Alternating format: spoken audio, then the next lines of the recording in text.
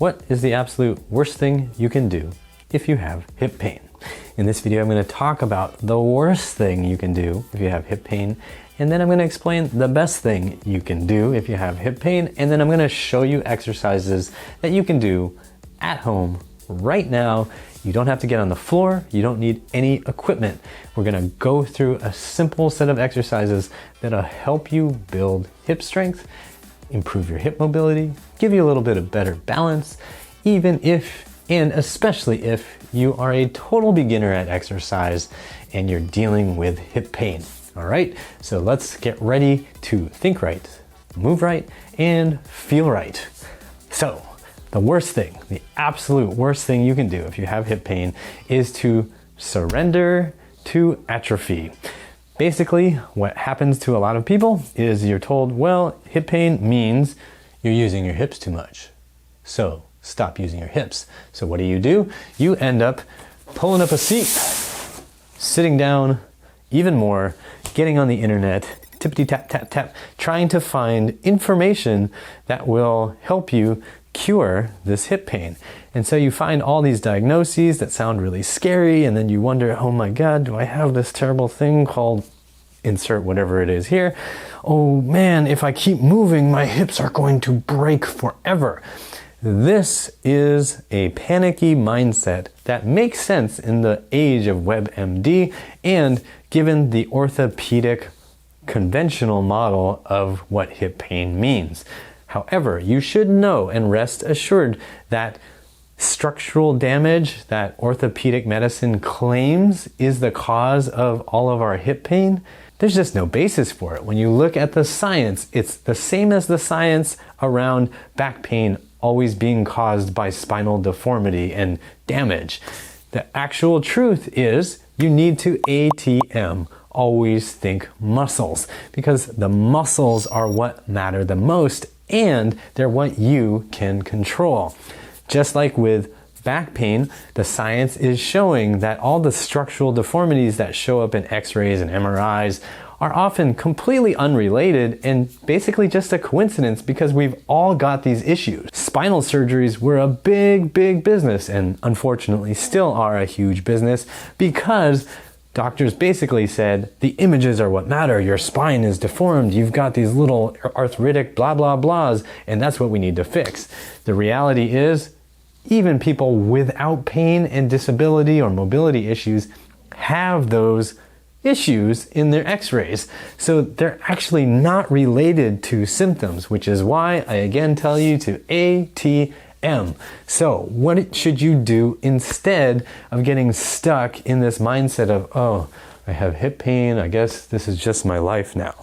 What you should do instead is, following from ATM, is always think muscles, which means you need to exercise. You need to move. You need to figure out what movements, what specific directions, what muscles are begging you for work. So today I'm going to take you through a very simple exercise regimen that will show you hip exercises and will hopefully also show you where your hip weaknesses are hiding. There are a lot of different pieces of range of motion in the hip joint, so there are a lot of muscles that attach in funky ways. They go all over the place, and this video is not going to be long enough to go through all of that anatomy. But the point is, if you do exercises in a good variety, in a good range of motion, you're going to discover that there are weaknesses you never knew you had. One little caveat here, if you have something that's super severe, like something like avascular necrosis of the femoral head, or you have literal chunks of bone that are collapsing around your femur for whatever reason, then you may need to consider not moving and figuring out how to get that surgically corrected. If something is blown out, literally crunched and destroyed, or in the process of falling to pieces, then moving your hips should not be a high priority. But also, you should know that that is a generally extremely rare situation, and that's not going to apply to the overwhelming majority of people who are watching this video.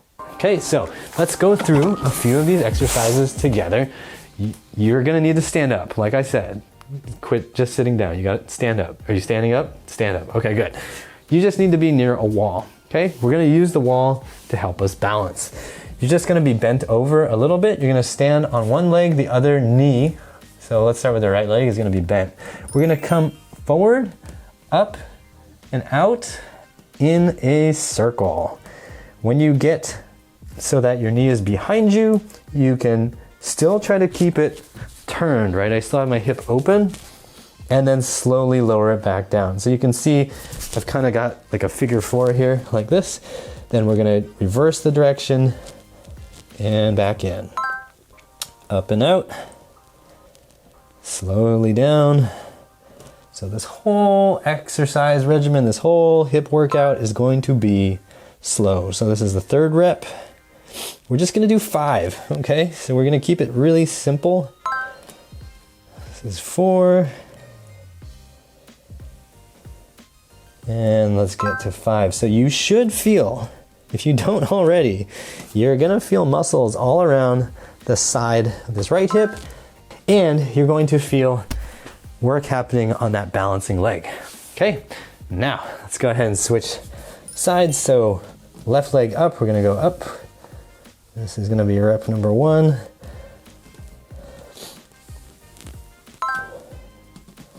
Here's number 2. Nice and slow and controlled. I think this is 4. And then 1 more. Okay. I actually just got a little bit of a clunk because I've been sitting a bunch this morning. If you feel clunking, I just want to do a little aside here. If you feel clunking, you feel muscle kind of flick or thunk over something, don't be scared. That actually does get better as your muscles get stronger. Okay, so now we've done a little bit here. We're going to then work on something called hip extension. So hip extension is basically when our thigh bone gets behind us, right? It's pushing back that way. So we're gonna work on that a little bit. Nice and simple. 1, 2. When you're doing this, 3, you wanna keep your abs engaged so you're not just dumping your low back, right? So you keep that there. You're trying to get that leg to go up. 4, you want to poke yourself in the belly, that's fine. And 5. Okay, and then let's do the other side. If pushing into the wall doesn't feel so good, you can also use a chair, totally cool too. 1, 2, 3, 4, and 5. Now you should feel butt cheek firing, okay? Also the balance leg's gonna be working, but you should feel butt and cheek firing. And go ahead and relax. Okay, so we've worked a bunch of our glutes. Then we're gonna work on an opposite motion, which is hip flexion, right? So hip flexion, we're just gonna be standing here, hold onto the wall to help you balance. Gonna lift up. Try to get this leg up as high as you can. That's 1. You wanna do this without compensating, meaning, oh, that was 2, meaning you're not gonna be folding in like that. Okay, you wanna try to keep the spine straight. 3, and a minimum of body English to try to get it. So you're trying to get this knee up above a 90-degree angle. That's 4. If you're only getting to here, that's a big sign to you that there's some weakness going on in your hip flexors. 5, I hope that's 5. If I didn't do 5, you should still do 5. Okay, here we go. And then other leg, right side. So for me, we're going up, trying to get this up nice and high. 1. If it's only here right now, that's okay, but just keep working on it. That's 2. If you want to make this better in the future, you want to make it stronger, you can throw a weight on top. This is the 3rd one. I will link to a video down below where I talk about that more. Up. This is going to be our 4th one. And then final one, we can bring it up. Again, feeling for hip flexors. If you really want to challenge on this 5th one, Try to extend that leg. Yeah, good times. And then that's 5. Okay, so we've got our outer hip exercises. We got our glutes for hip extension. We got hip flexion. Now we're going to do everybody's favorite, a forward fold. Now, here's your goal. You should be able to get down and touch the floor. Ideally, you can get down and punch the floor. You think I'm crazy, and that's okay. So here's what we're gonna do.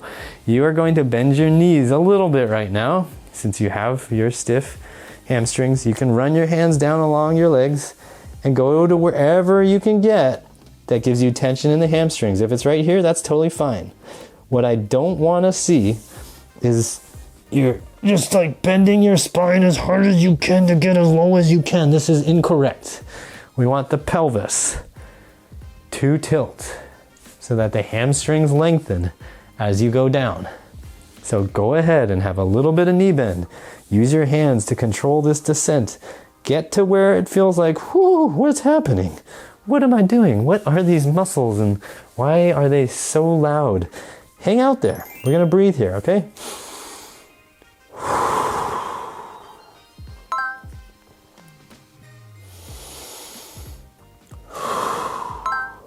You can try to straighten your knees if you want. If this is really easy, take away your hands. And if it's really, really easy and you can already touch the floor, then you can just hang out. Bring yourself a little bit away from the floor, hang out here. Feel the hamstrings working. And 5. Good. And for everybody, come up a little bit.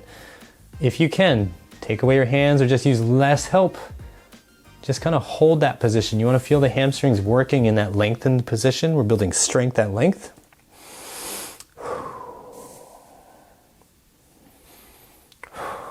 And then you can have your hands again to help if you need it. Think about using your hamstrings to ratchet yourself back up. Boom. Whew.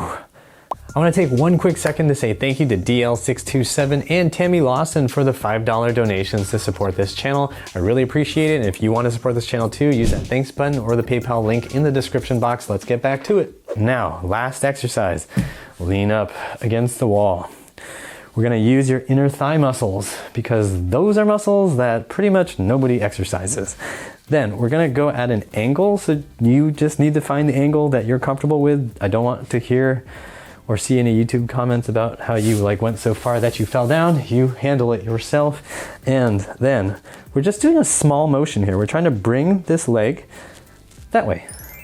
Okay? It's like I'm trying to kick a ball that way, or like putt, like a putting with my leg. So this is 3 and 4. Now hold that a little longer. And 1 more. 5. You should feel inner thigh muscles. Let's hold this. 3, 4, 5, and then relax it back down. Then we're going to do the other side. So here we go. So we're going 1, 2. I'm poking at my abs. I do that periodically because having my abs engaged helps me make sure my pelvis is stable. That's 3, 4, and 1 more. Let's do this one. Hold this one. This is our 5th one. Poking my abs, feeling my inner thighs working, and whew, relax. So if you want to make those harder, you make the lean so that you're more horizontal. Just make sure you don't fall. You can always use a chair or something like that to help you get lower. Okay, so that's it for the workout. Simple, right? So we literally just hit the front, the back, the sides, and the inner thighs. And we didn't even have to get down on the floor. You didn't have to use any equipment. If you want to work your hips a little bit more, you can do everything we just did again. So just rewind, go through that workout again so that you've gone through 2 sets. If you find that you have a weaker side, feel free to do an extra set for just the weaker side on all of those exercises. Once you've got all these exercises memorized, then you don't even have to watch me anymore unless you really like seeing my face and my butt. but that's up to you. So that's the whole workout. That's the idea. Okay, ATM, always think muscles. Work the muscles of your hip. Don't just surrender. Don't just turn into an apathetic, atrophying person. You want to strive for strength so that your hips get stronger, they get more mobile, and you have less and less and less hip pain and more hip function.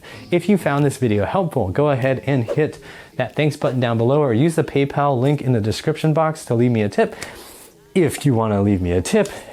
And I promise that if you do leave me a tip, I will not buy a giant donut couch where I just relax and sit and sink all day so that my hips get weaker and weaker. But if you don't want to leave me a tip, that's totally okay. You don't have to. Just hit the like button, share this video with someone you know who needs some help with their hip pain, and subscribe to this channel with notifications on so you don't miss out on any future hip exercises and hip pain advice. I'm Matt Shu from Upright Health, reminding you that pain sucks. Life shouldn't.